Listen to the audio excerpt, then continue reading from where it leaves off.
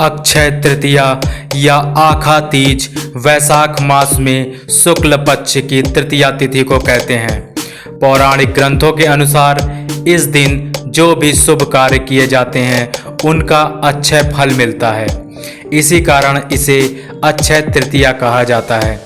वैसे तो सभी 12 महीनों की शुक्ल पक्षीय तृतीया शुभ होती है, किंतु वैशाख माह की तिथि स्वयं सिद्ध मुहूर्तों में मानी गई है। अक्षय तृतीया का सर्वसिद्ध मुहूर्त के रूप में भी विशेष महत्व है। मान्यता है कि इस दिन बिना कोई पंचांग देखे कोई भी शुभ व मांगलिक कार्य जैसे विवाह, गृह प्रवेश, वस्त्र आभूषणों की खरीदारी या घर भूखंड, वाहन आदि की खरीदारी से संबंधित कार्य किए जा सकते हैं। नवीन वस्त्र, आभूषण आदि धारण करने और नई संस्था, समाज आदि की स्थापना या उद्घाटन का कार्य श्रेष्ठ माना जाता है। पुराणों में लिखा है कि इस दिन पितरों को किया गया तर्पण तथा पिंडदान अथवा किसी और प्रकार का दान अक्षय फल प्रदान करता है। इस दिन गंगा स्नान करने से तथा भगवत पूजन से समस्त पाप नष्ट हो जाते हैं। यहाँ तक कि इस दिन किया गया जप, तप, हवन, स्वाध्याय और ध्यान भी अक्षय होता है। यह तिथि यदि सोमवार तथा रोहिणी नक्षत्र के दिन आए तो इस दिन किए गए दान, जप, तप का फल बहुत अधिक बढ़ जाता है। इसके अतिरिक्त यदि यह तृतीया मध्याह्न से पहले शुरू होकर प्रदोष काल तक रहे तो बहुत ही श्रेष्ठ मानी जाती है। यह भी माना जाता है कि आज के दिन मनुष्य अपने या स्वजनों द्वारा किए गए जाने अनजाने अपराधों की सच्चे मन से ईश्वर से क्षमा प्रार्थना करे तो भगवान उसके अपराधों को क्षमा कर देते हैं और उसे सद्गुण प्रदान करते हैं। अतः आज के दिन अपने दुर्गुणों को भगवान के चरणों में सदा के लिए अर्पित कर उनसे सद्गुणों का वरदान मांगने की परंपरा भी है। हालांकि श्रीमद् भगवद गीता 16 के श्लोक 23 और 24 में गीता ज्ञानदाता स्पष्ट रूप से निर्देशित देते हुए कहते हैं कि जो साधक शास्त्रों में वर्णित भक्ति की क्रियाओं के अतिरिक्त कोई अन्य साधना या क्रियाएं करते हैं उनको न सुख की प्राप्ति होती है और न उनको सिद्धि की प्राप्ति होती है और न ही उनको मोक्ष की प्राप्ति होती है। अर्थात यह व्यर्थ की पूजा है। साधक को वे सभी क्रियाओं का परित्याग कर देना चाहिए जो गीता तथा वेदों अर्थात प्रबुद्ध शास्त्रों में वर्णित नहीं है।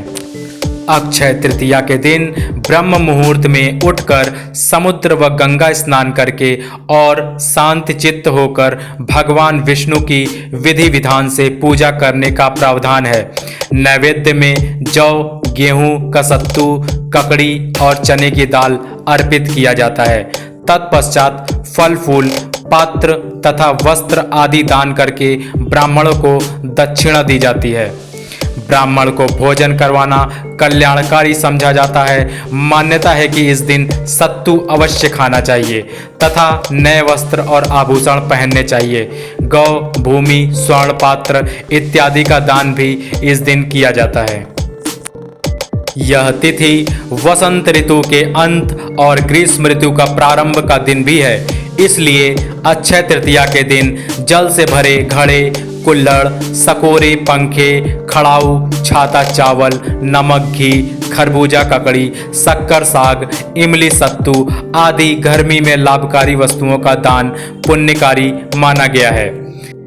इस दान के पीछे यह लोक विश्वास है कि इस दिन जिन जिन वस्तुओं का दान किया जाएगा वे समस्त वस्तुएं स्वर्ग व अगले जन्म में प्राप्त होंगी।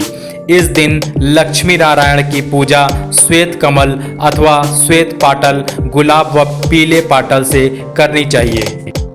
अर्थात सभी महीनों की तृतीया में श्वेत पुष्प से किया गया पूजन प्रशंसनीय माना गया है।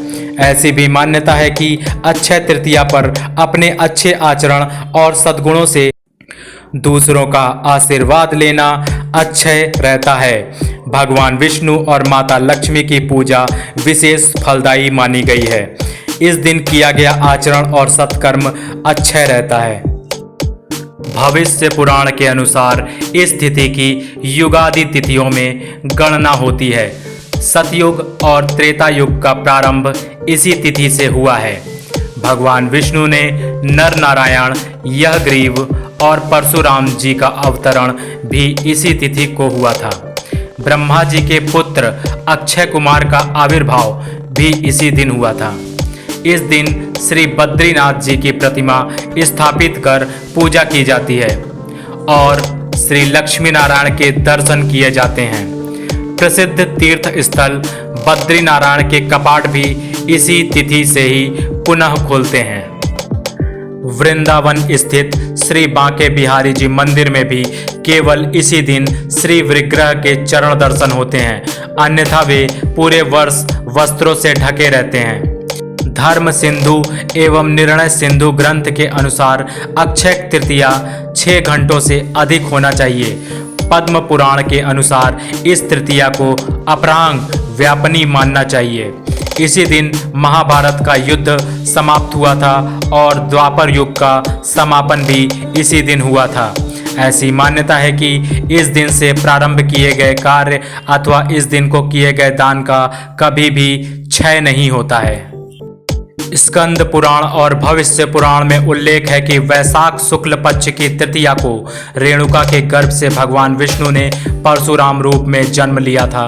कोंकण और चिपलून के परशुराम मंदिरों में इस तिथि को परशुराम जयंती बड़ी धूमधाम से मनाई जाती है। दक्षिण भारत में परशुराम जयंती को विशेष महत्व दिया जाता है। परशुराम जयंती होने के कारण इस तिथि में भगवान परशुराम के आविर्भाव की कथा भी सुनी जाती है। इस दिन परशुराम जी की पूजा करके उन्हें अर्घ्य देने का बड़ा महात्म्य माना गया है। सौभाग्यवती स्त्रियां और कुंवारी कन्याएं इस दिन गौरी पूजा करके मिठाई, फल और भीगे हुए चने बांटती हैं। गौरी पार्वती की पूजा करके धातु या मिट्टी के कलश में जल, फल, फूल, तिल, अन्न आदि लेकर दान करती हैं। मान्यता है कि इसी दिन जन्म से ब्राह्मण और कर्म से क्षत्रिय भृगुवंशी परशुराम का जन्म हुआ था। एक कथा के अनुसार परशुराम की माता और विश्वामित्र की माता के पूजन के उपरांत प्रसाद देते समय ऋषि ने प्रसाद परिवर्तित कर दिया था, जिसके प्रभाव से परशुराम ब्राह्मण होते हुए भी क्षत्रिय स्वभाव के थे और क्षत्रिय पुत्र होने पर भी विश्वामित्र ब्रह्मर्षि कहलाती हैं। अक्षय तृतीया को राजस्थान में वर्षा के लिए शगुन निकाला जाता है। वर्षा की कामना की जाती है। लड़कियां